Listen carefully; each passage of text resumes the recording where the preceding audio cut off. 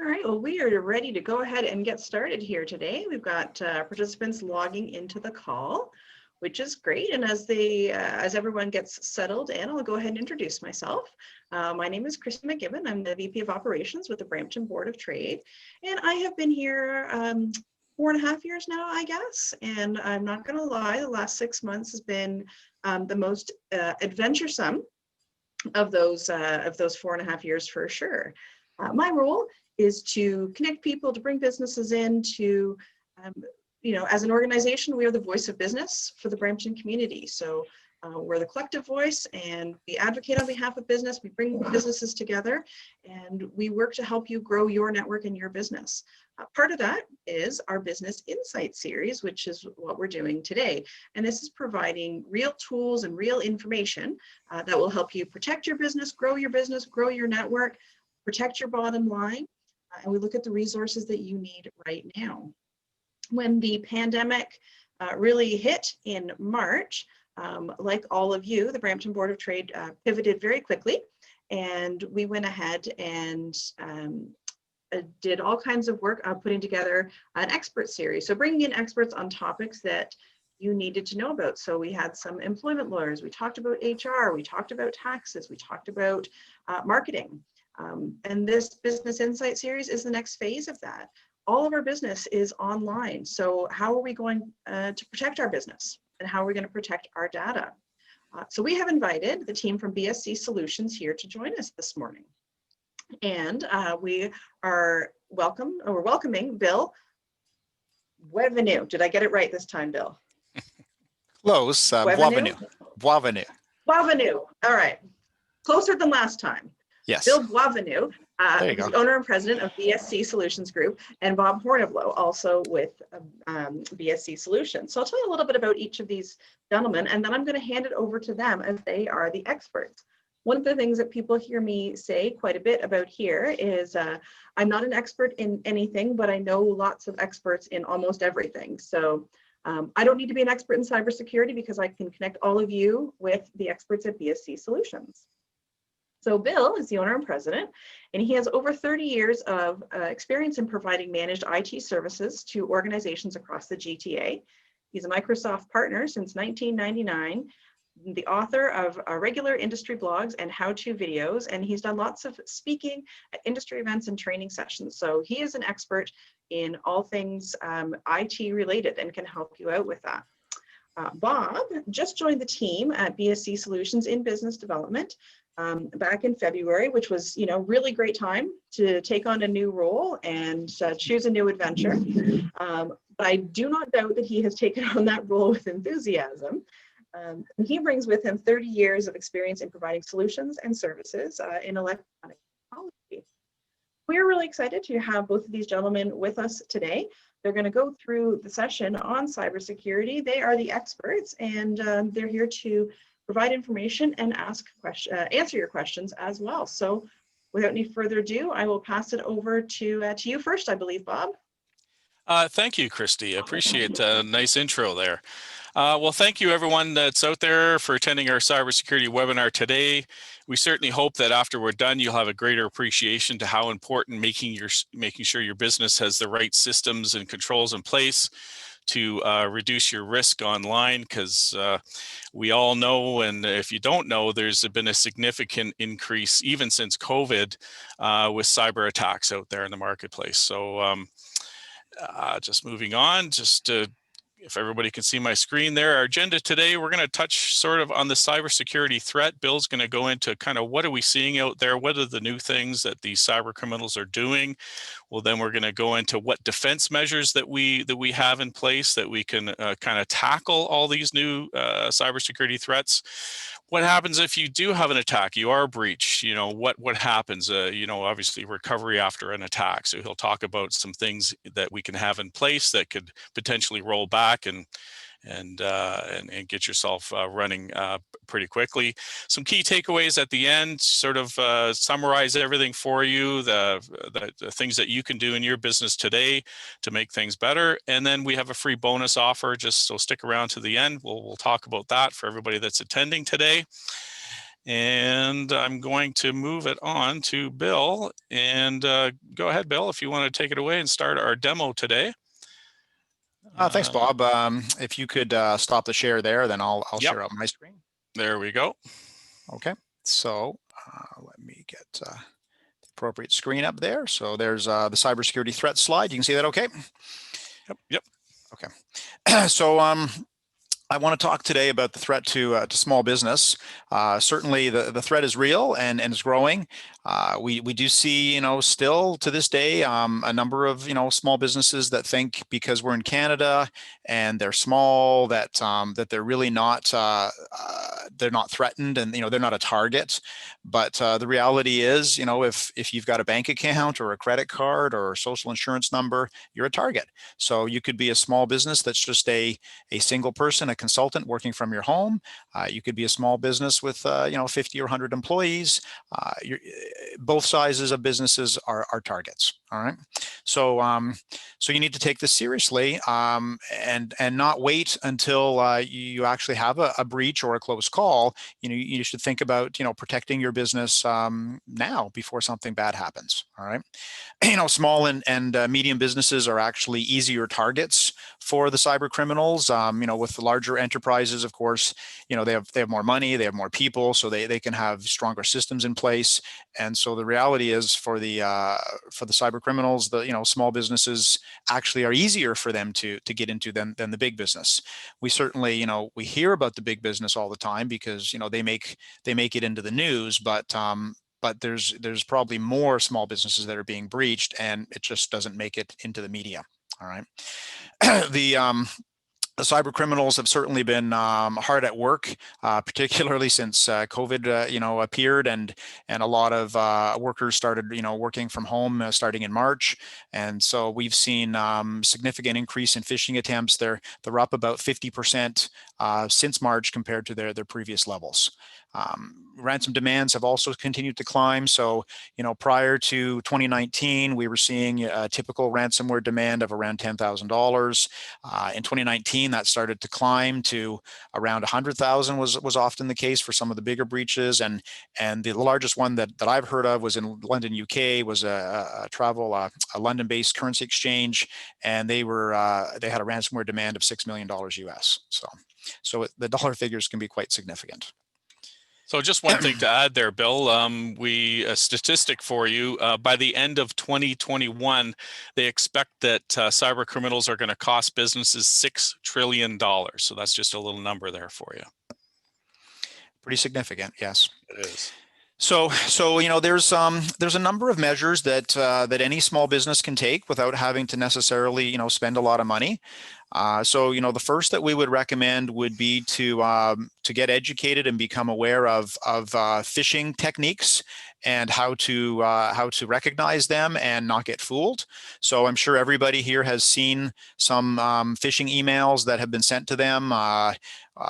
All kinds of topics, but certainly COVID-19 and then working from home. These are a couple of very popular topics nowadays. I mean, we've seen for many years things like, UPS has a parcel delivery for you, or your Apple ID has been reset. These are all very popular phishing emails that get sent around the internet on a regular basis. So what the cyber criminals are trying to get you to do is to click on those emails and click on a link. The link will either then download some software onto your computer where they can remotely monitor what's going on your computer. They can capture what you're typing in on your computer and send it to them at their hosted cloud computers. They may also redirect you to a website that is maybe a fake website where you maybe enter in credentials for something without realizing that you're giving them your credentials. So an example that we see a lot nowadays is Office 365.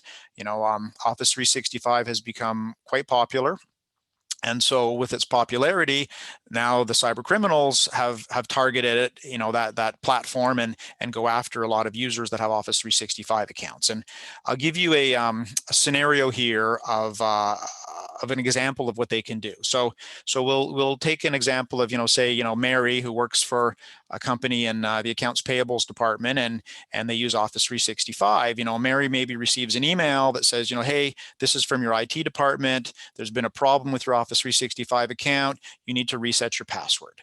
And so Mary clicks on the link. She goes to a page that looks very good, looks like Office 365. She types in her old password. She types in her new password. She gets a thank you, and they say, okay, you're good to go. You can resume your work. So Mary doesn't even realize that she's now been breached and she's given up her credentials. And so she goes back to her work, and nothing appears to happen. And it may not happen right away. So these cyber criminals might use those credentials immediately, or they might choose to collect a bunch of credentials through this process and then bundle them up and sell them on the dark web. Okay, they may do both, and they may sell them many times. So it's not like they sell them once to one exclusive purchaser. And so then what can happen is at some point, someone is going to attempt to log into Mary's Office 365 account. So they've got her credentials. She gave them to them. And so they log into her account using their browser, just at office.com. And they just hang around for a bit. They monitor her email. They try to get a sense of who she's dealing with in her own business, maybe who she's dealing with customers and vendors. And at some point, they'll maybe identify an opportunity. And so, an example could be that maybe Mary, deals with, some vendors that pay her company money via wire transfers. And so they'll identify a contact at a vendor. So they identify, Mohammed at whatever vendor she deals with, and they'll send an email to Mohammed from Mary that says, hey, for invoice number so-and-so, please wire your payment to this bank account. We have a new bank account. And, the recipient, there's really no reason to be suspicious of that because it's come from Mary. And so this person is not faking Mary's email address. They're in Mary's email account sending as her. So the recipient has no reason to be suspicious, assuming the English is good and the language is normal, then they're going to go ahead and make that change. And they may indeed reply back to Mary, but this person will put a rule in Mary's mailbox that then routes any messages from Mohammed to a subfolder. So Mary doesn't see the replies coming back in, and often we see a reply from someone like this from Mohammed, and he'll say, oh, Mary, did you really send this? Can you confirm you want me to do this? And so that routes to a subfolder. The cyber criminal is monitoring that subfolder, and he replies back as Mary and says, oh yeah, Mohammed, I am confirming it. It's legitimate. It's our new bank account. Please make the payment. The sooner the better. Mohammed makes his payment. Thousands of dollars get transferred now to the wrong bank account. Mary still has no idea any of this is going on because it's all routing to a subfolder. And it could be weeks before, Mary and her employer clue in that they haven't been paid by Mohammed. And eventually maybe they pick up the phone and call him and he tells them, I paid you weeks ago, right? So this is actually a fairly common breach that we're seeing nowadays. So this isn't a ransomware breach, right? This is just a criminal impersonating Office 365 users in order to somehow facilitate money getting paid to them. Okay, and this is happening every day.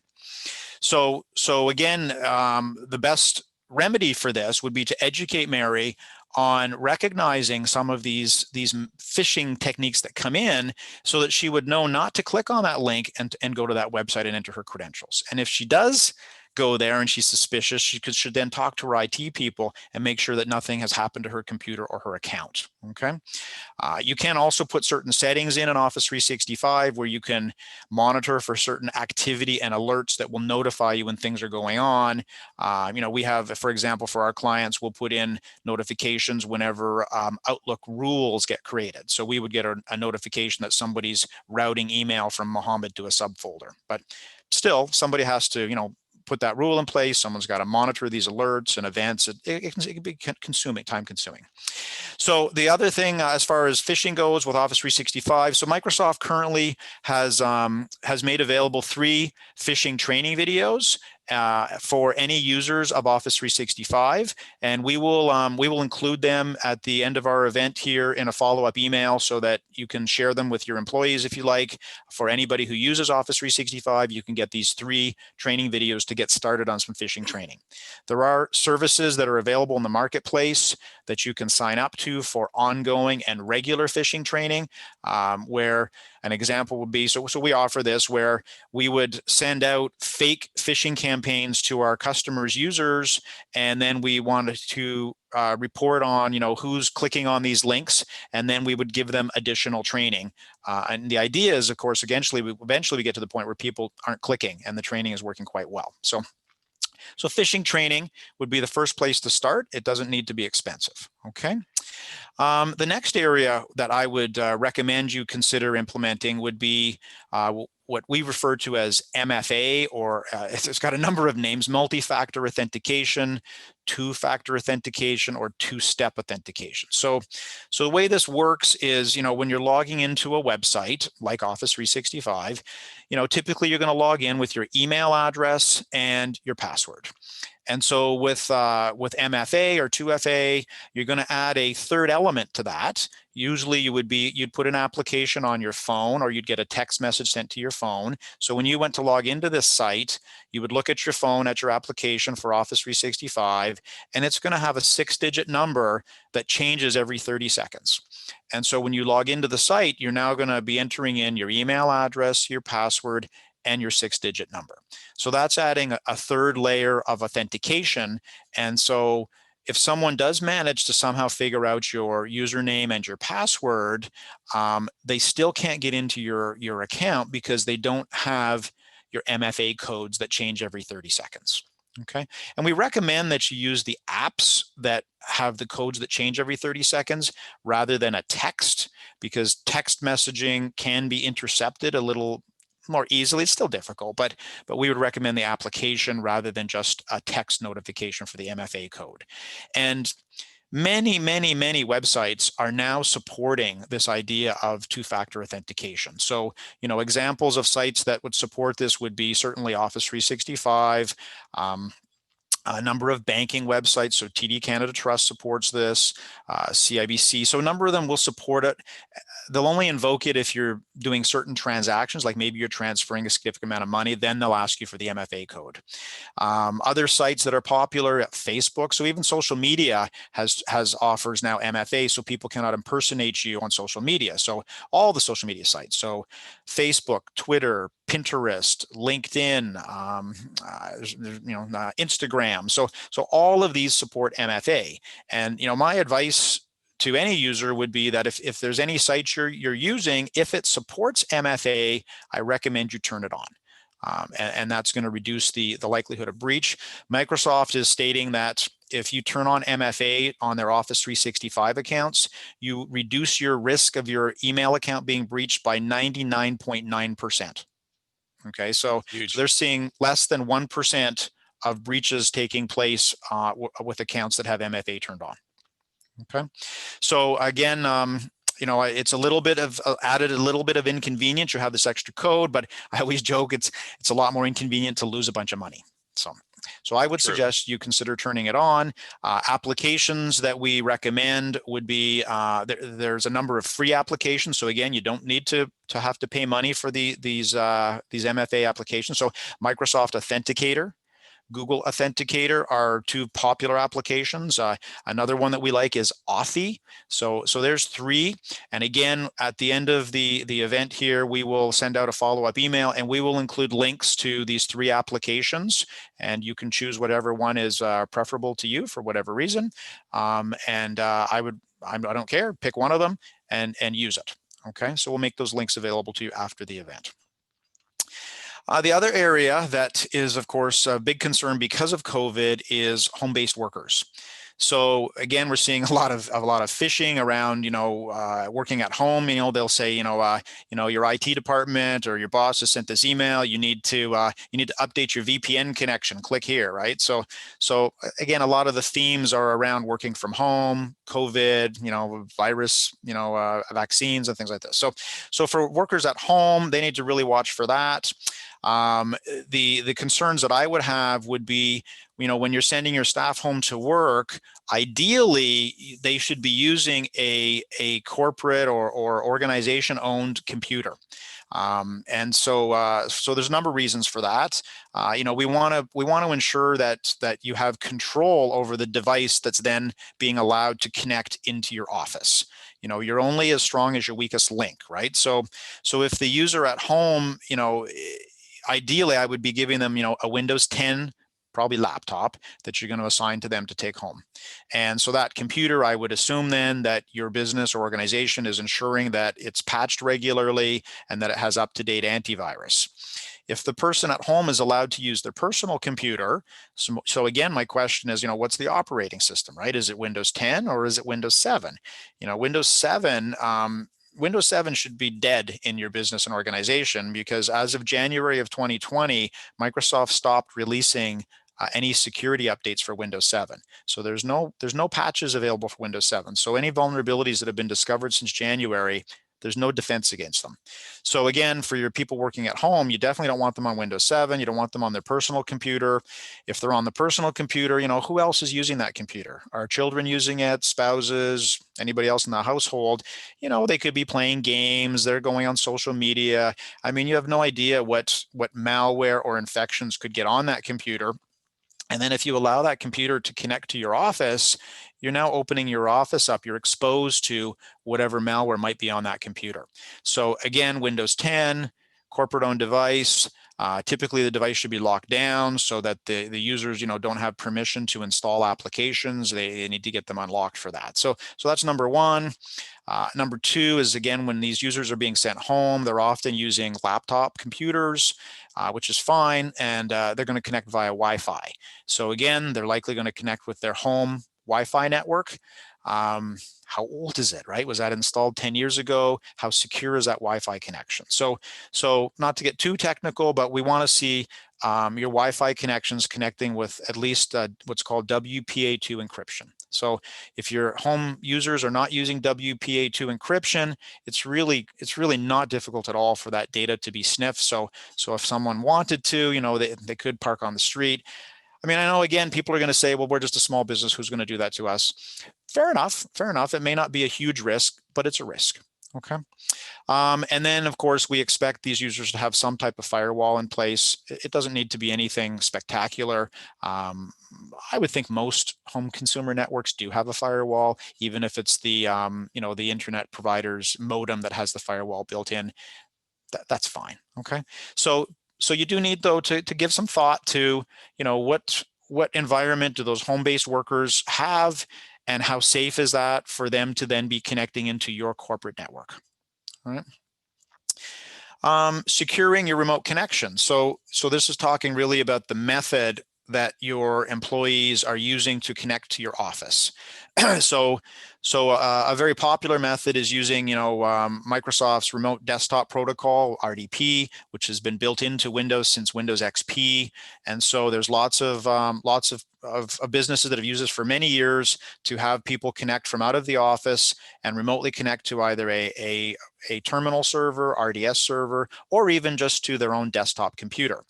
And in the past, that method was pretty simple. We would allow them to connect through the firewall direct to that device. What we've seen in the last few years, though, is now the cyber criminals have become aware of this.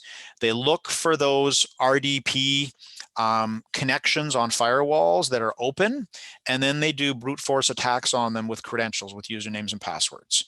And so we're seeing this as, again, another fairly easy method for them to get in. And you might say, well, I have a really good password.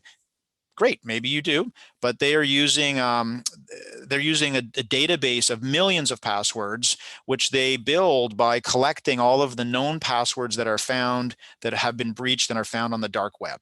And so there's only so many words and letters in the alphabet and numbers that you can combine. And so again, what we'll see is they'll just keep attacking this machine 24 hours a day. They, millions of attempted login attempts. And you indeed may have a secure password and username for your account, but the computer that they're connecting to can have multiple user accounts on it. And you might not be aware that there's a half a dozen user accounts on that computer. Some of them could be 10 years old if it's an old computer. And 10 years ago, when that user account was created, maybe that didn't have the strongest password. So we've seen examples where, you know, a computer gets breached because it has an old account on it of test with a password of test. And maybe that account was used once or twice when it was first set up as a test, and then never used again for 10 years, but that account was still active and valid and working. So if you are connecting from home into an RDP connection, you need to close those ports on your firewall, and you need to start connecting via VPN first, or else use the Microsoft Remote Desktop Gateway service. So again, VPN connectivity usually works with your firewall. Many firewalls support VPN connectivity. It's not terribly expensive to implement. And the idea would be that you would connect via VPN first, then open up your RDP connection. And a VPN, just to, in case some people aren't familiar with that terminology, stands for Virtual Private Network. So you have software on your laptop computer that connects to your firewall, and it creates a scrambled encrypted connection from your computer to your office network. And then whatever you run over that connection, nobody can see it, sniff it, capture it, because it's all encrypted, and they can't do any brute force attacks. So again, if you're going to do RDP connections, our recommendation is to connect via VPN first, okay? And this will hide those ports from the internet.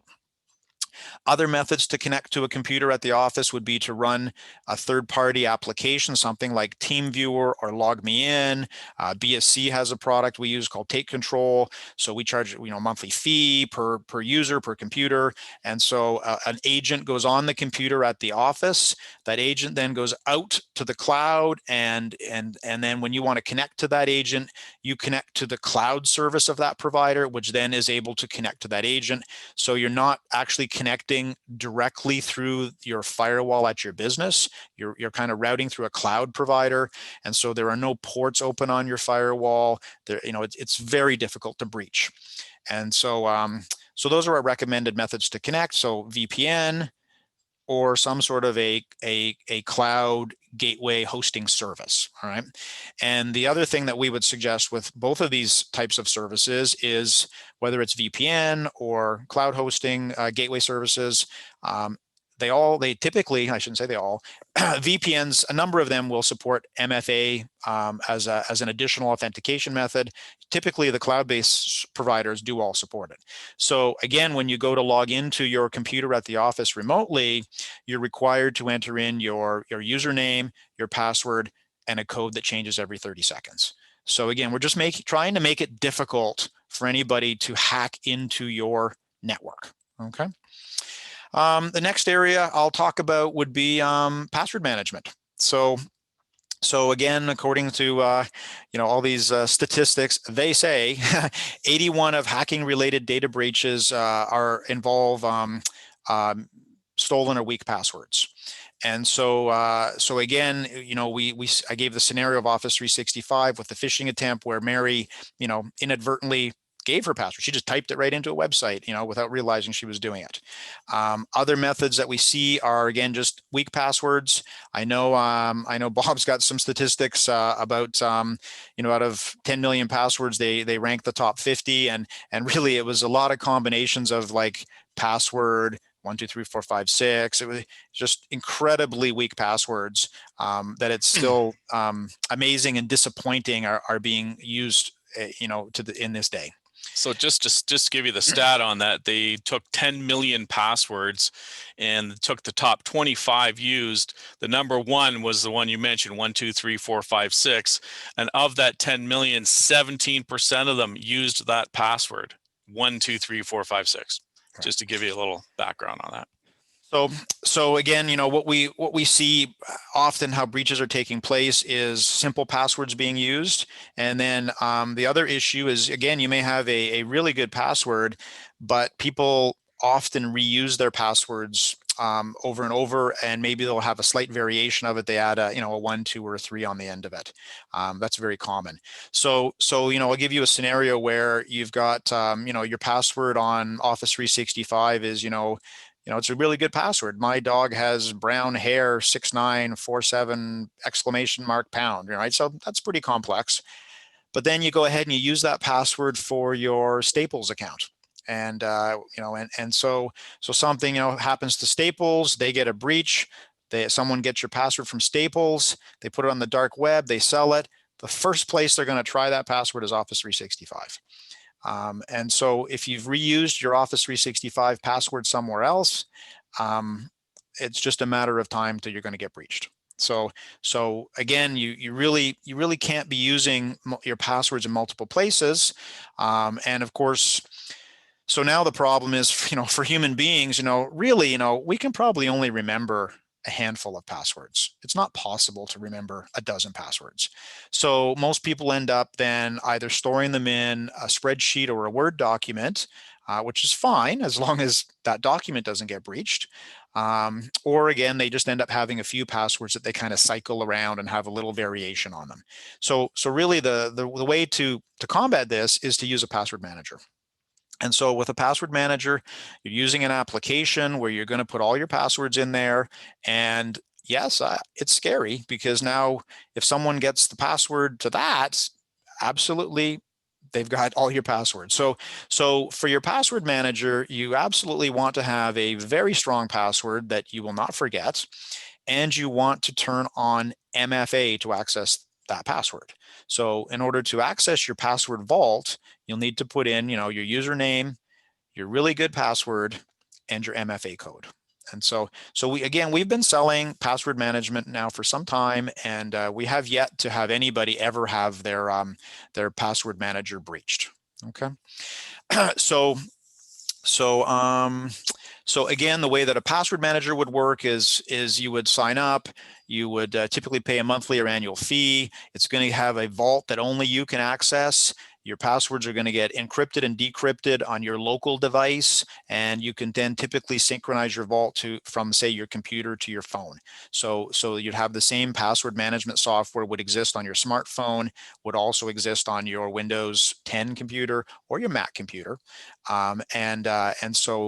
and part of the benefit of the password manager is it will generate passwords for you. So when you go to Staples and you set up an account and you're gonna, you get that screen where they ask you to put in your password manager pops up and it will generate a password as long or short as you want. So as little as 8 characters, as many as 50, and a combination of, uppercase, lowercase letters, numbers, and special symbols. And so really, once you start to use a passwords manager, it's actually quite freeing because you no longer have to worry about your passwords and remembering them all. You just have to remember one. Okay. I know for me, Bill, starting back in February with BSC, I did not use a password manager, and I started using one. I was actually quite surprised how easy it was to use, but I can't imagine not having it now. So once you get one, you're going to wonder how you got by without it. It's true. Once you've used a password manager, you could never then go without one. It's a one-way street. Last area that I'm going to talk about as far as actions that you can take is really just about antivirus software. So the popular antivirus packages that are out there today, which have been around for decades, were invented in the 1990s. They're becoming less and less effective. They rely on signature files to keep a database of known viruses, and so it's really hard for them to keep up. So what is available now is a new generation of antivirus called EDR, so Endpoint Detection and Response. I just call it next generation antivirus. So the idea with this antivirus software is it's no longer dependent on a database of known viruses.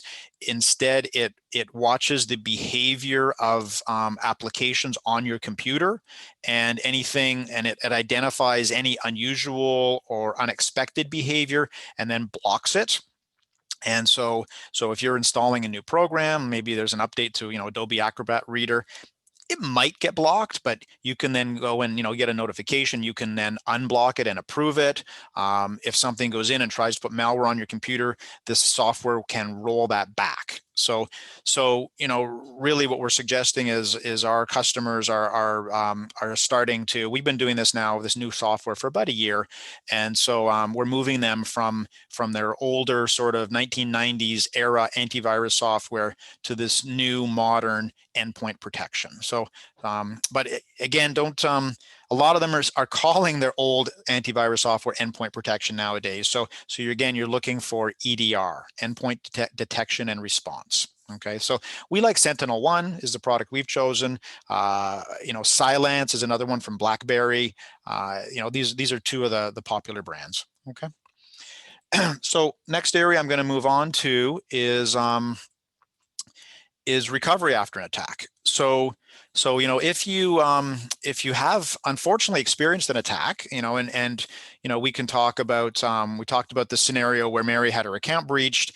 In that scenario, that person didn't really do anything to her data. So the recovery for that is more, resetting Mary's password, identifying, messages that this person might have sent out of her mailbox, identifying rules this person might have made, and then, notifying any of those recipients about the messages that might have been sent to them. So it's very much a manual process for kind of cleaning up a mailbox breach. If someone has, breached your data. So again, if something, if you've lost confidence in Mary's mailbox, so maybe this person's deleted a bunch of data or moved it around. So what we recommend with Office 365 is that you have a third-party backup solution that backs up all of your data within Office 365 and synchronizes that out to a third-party cloud. So typically these solutions will back up your email, your calendar within Outlook, and then they'll back up OneDrive, SharePoint, and Teams for your organization. And again, take all that information and push it out to another cloud. So if you were to get a ransomware breach of, say, Office 365, which can happen, so maybe you get a bunch of files in OneDrive that all get encrypted. Rather than even consider paying the ransomware, you would just simply restore your backup from your third-party cloud that's outside of Microsoft. Okay. If we're talking about data on your network, so servers and desktops, so typically again we recommend some sort of an image-based backup solution that backs up a snapshot of your entire hard drive on your servers and potentially on important or critical workstations that maybe you don't want to accommodate very long downtime, or the applications that are installed are quite complex and it would take a long time to set them up again, and maybe retrieving the licenses would take a while. So again, you can choose to back up certain key workstations and certainly your servers. We typically recommend like an hourly snapshot during business hours. So if you got ransomware at noon, we would roll you back to 11 a.m. So you'd potentially lose 1 hour of data changes. Okay, so this data should be backed up to to the cloud so that you've got an offsite copy of the data, and it's isolated and protected from your rest of your network, because again, the cyber criminals, a lot of these guys are really smart guys. And so often when they break into your network, before they deploy ransomware, they will try to look around your network and find your backup and cripple your backup. Because if they can cripple your backup, now you can't restore your data, and now you're more likely to pay the ransomware. But if they can't find your backup data and they can't encrypt it, you're not going to need to pay the ransomware because you're going to have it sent off site and they can't get to it. Okay. Another area to consider would be cyber liability insurance. So again, if you've had a breach, it could be costly, usually paying people like us, and it can take a long time for us to rebuild and recover all of your data and get all of your staff up and running. So, so you might want to consider cyber liability insurance to help pay for some of those expenses. If some of your general liability insurance policies may claim to include cyber insurance coverage, I would take a hard look at that and ask your broker some serious questions. If you're not paying a surcharge and you haven't filled out a detailed questionnaire about cybersecurity, then I would not be very confident in the coverage that you might have. So a decent cybersecurity policy, before they bind the coverage with you, they're going to ask you a bunch of questions about your backup. They're going to ask you if you do phishing training. They're going to ask you about antivirus. So if you haven't been asked all of those questions, I would not be confident at all that you've got much in place as far as cybersecurity coverage. Okay. So I guess if you're going to go make a claim and they said, well, you say you back up and you do this and you do that, and they discover that one of those things you're not doing, that's going to be their way out to pay no claim at all. Correct. Yeah. I mean, if any of you have dealt with insurance companies, it's, I think their mantra is, do not pay. So, so if you claim that you do a bunch of things on the questionnaire, you better live up to that in the future, because again, if you say, yeah, we do phishing training for our employees, and, you did it once, and 3 years later you have a claim, they'll just deny your claim. Right. Okay. So, move on. So just to summarize, some takeaways here. So, this can be complex and intimidating. If you're not familiar with IT, which most business owners and managers are not. I mean, you've all got your expertise in your area of business. That's not my area of expertise. So this is my area. So again, if when you're looking to kind of secure your organization from a cybersecurity threat perspective, you're going to need some help. We can offer the help, but lots of you may have IT people already. So reach out to your IT vendor, or maybe you have IT people on staff. So you're going to need to talk to them. This is not something that a business owner or business manager is going to be able to figure out on their own. Okay. Keep in mind that you're going to have to spend some money. So you need to put some money aside for security. And then, just also be aware that you want to consider, protection and that goes beyond just your organization. So certainly, within your own organization, you don't want to have a breach like this that becomes public and maybe affects confidence in your product or your business. Example would be like a Listeria outbreak. If you're a food manufacturer, I mean, that's going to make some people a little nervous about buying your food, right? So you want to certainly pay attention to this, as far as the way it might affect your business, but you also have to be aware of where you sit in the supply chain, right? So again, do you want to be the launching pad that causes an infection to one of your suppliers or to one of your customers? So you've got to think about that too, right? And then you need to think about them and how they maybe have access to your network. So maybe some of your vendors, somehow, they upload, invoices to you or interact with some of your systems. So if you're having any sort of interaction with your vendors, I think you have a right to put together some sort of a cybersecurity questionnaire that you expect them to answer for you and kind of assure you as the customer, what are they doing to protect you? All right. So points to consider. And, it needs to become more of a priority. I know everybody's, busy trying to run their business or organization. Of course, COVID has thrown, more monkey wrenches into that too. But still, cybersecurity needs to be on the agenda, and you need to give it some thought and put some precautions in place. Okay, because ignorance is not a claim of defense, right? So if you have a phishing attack and you get a claim and something happens and now your customer or a vendor is blaming you, you can't just throw up your hands and say, well, we weren't aware that could happen, right? So you need to make yourself aware, and you need to at least put some valid defenses in place. You may still get breached, but at least then you can't, there can't be a claim of negligence or neglect on your part, and you could at least file a defense. Okay. So on that note, I'm going to wrap up my part of the presentation, and I'll turn it over to Bob and Christy and answer any questions that we might have. Well, thank you, Bill. That was great. Christy, do we have some questions there from anybody? Not yet, but I did just put a little reminder in the chat there for anyone to reach out with any questions that they have. And just listening to this, I'm torn between being terrified and being reassured that this is something that can be addressed, right? We can be proactive here, right? Absolutely, and I think proactive is a good word, right? So don't wait till it happens, right? And again, a lot of the stuff that I've listed today doesn't have to cost a lot of money. We service a lot of clients, and you know, we've been fortunate. We haven't had any clients get ransomware now in 3 or 4 years. We do get clients where their mailbox get breached. I'd say we probably get a couple a month where a mailbox gets breached. We had one this week, but based on the notifications that we had in place, we knew about the breach within 20 minutes, and we advised the user, we reset their password, and no damage was done.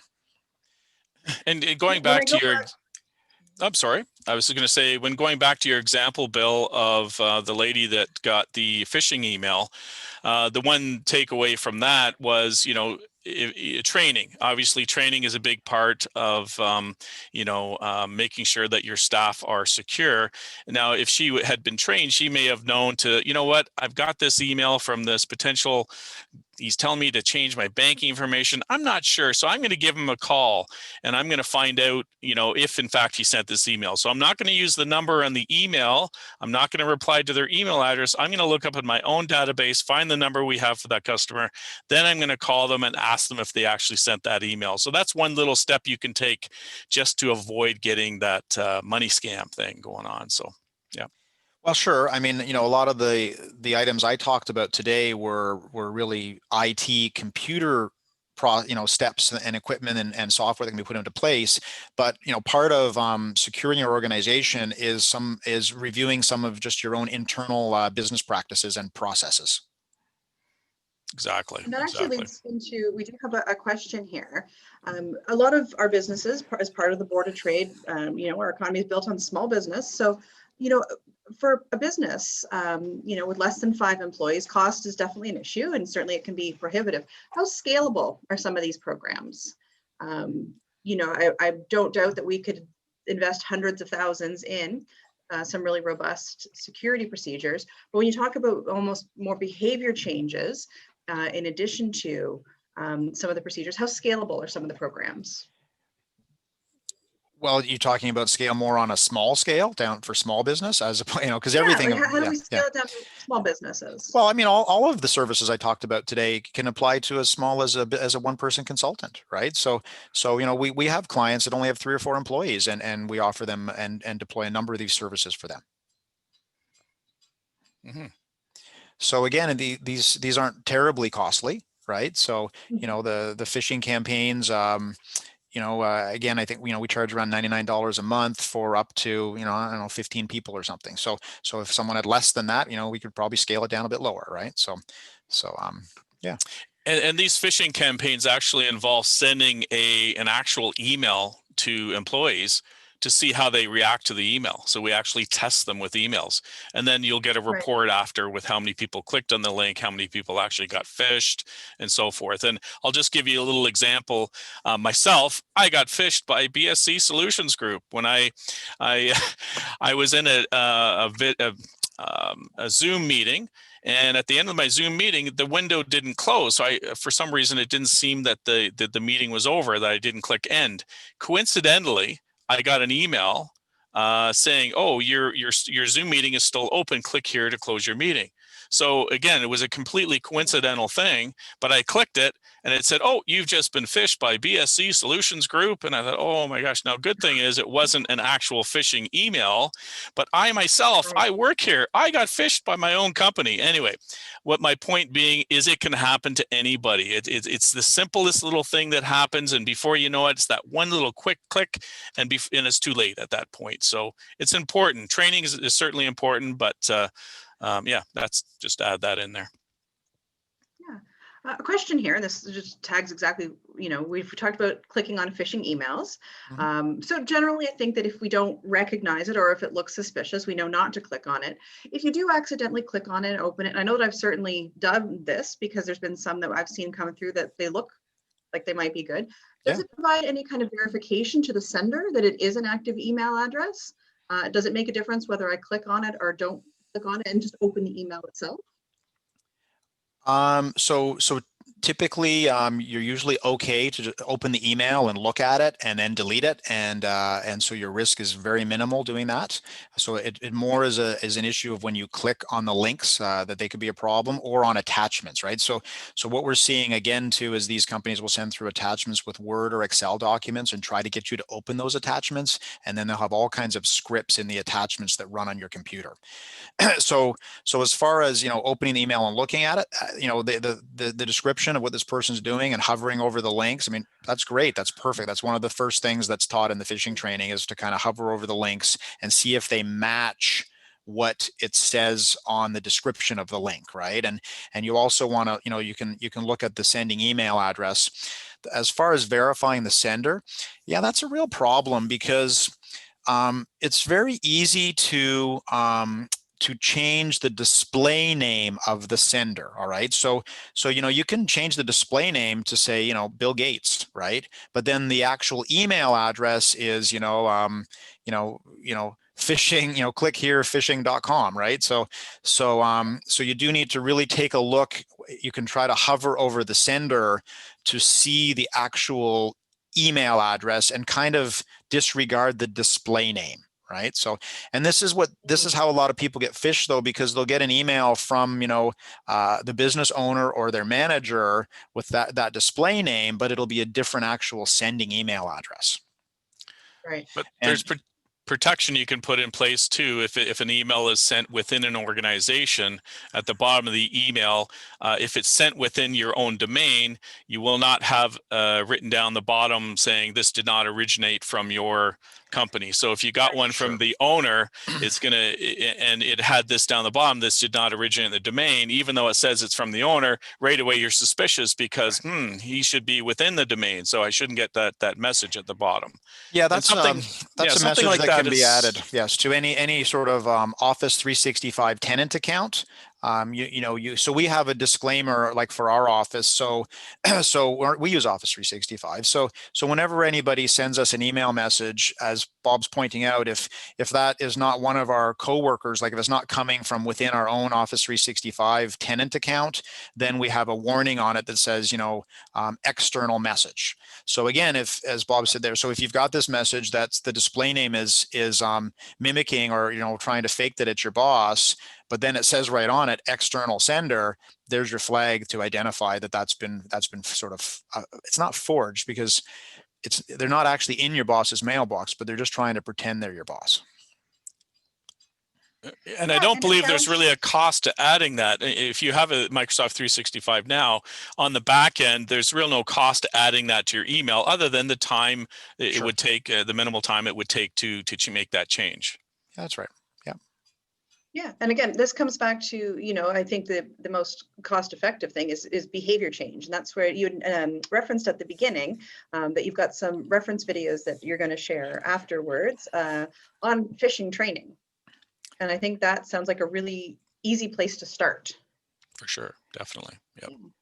I did get another question about if I'm investing in an antivirus software platform. What are your recommendations?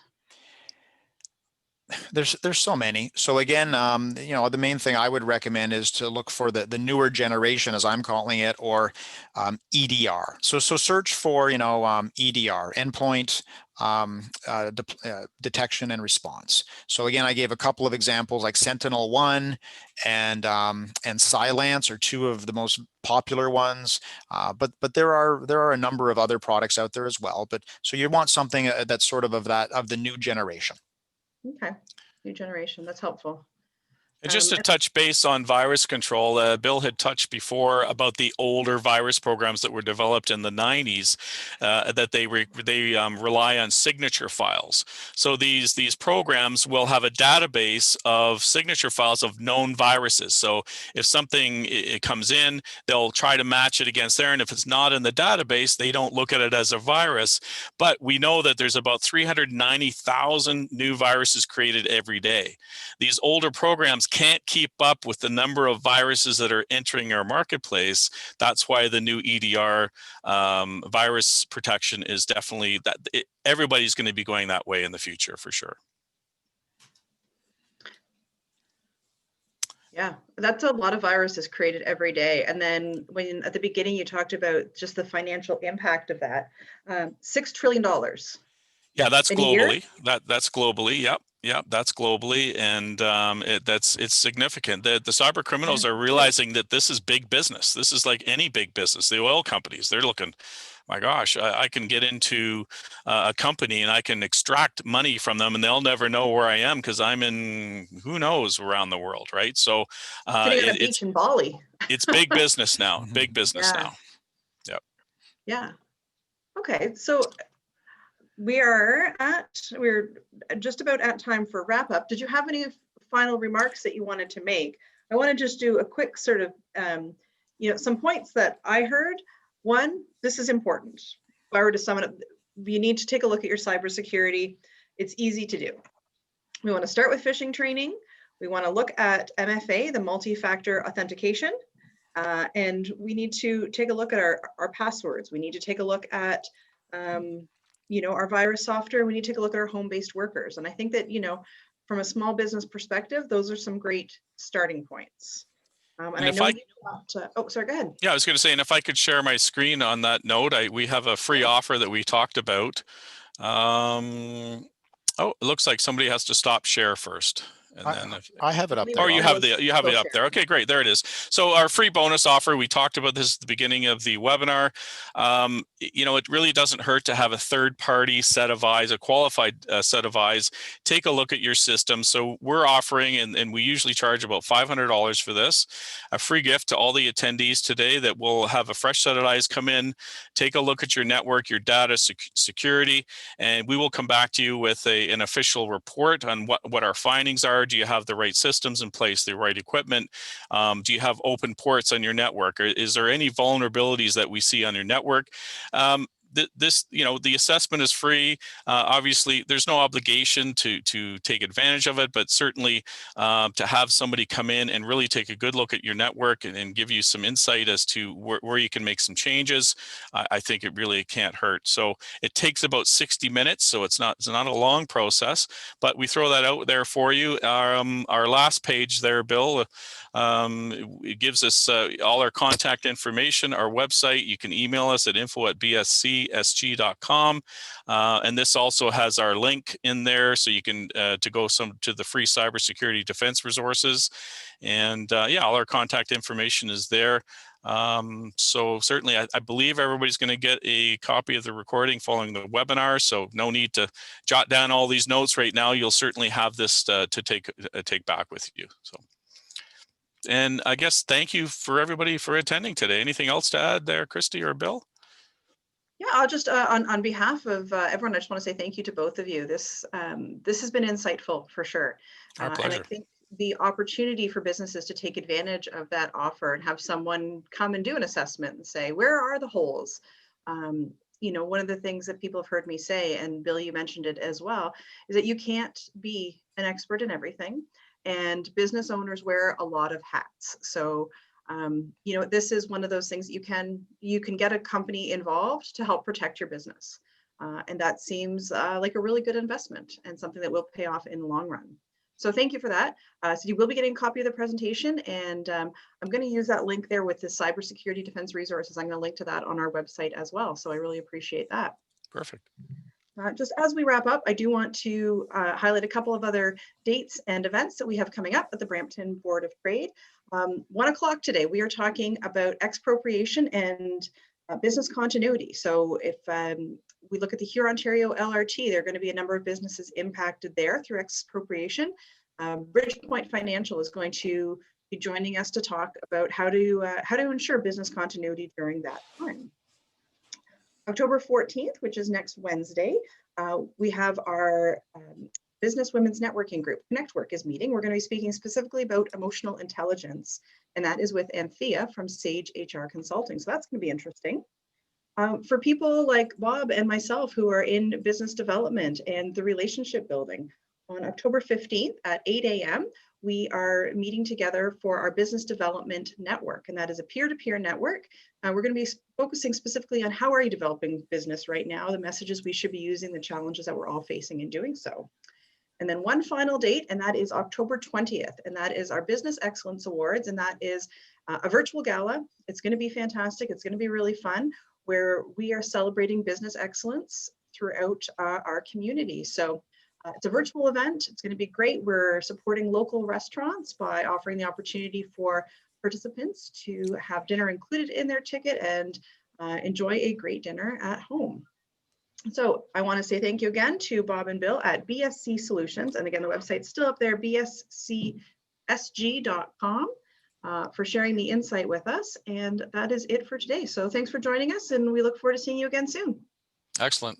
Thanks so Thanks, much. everybody. Thanks so much. All right. Have a great day.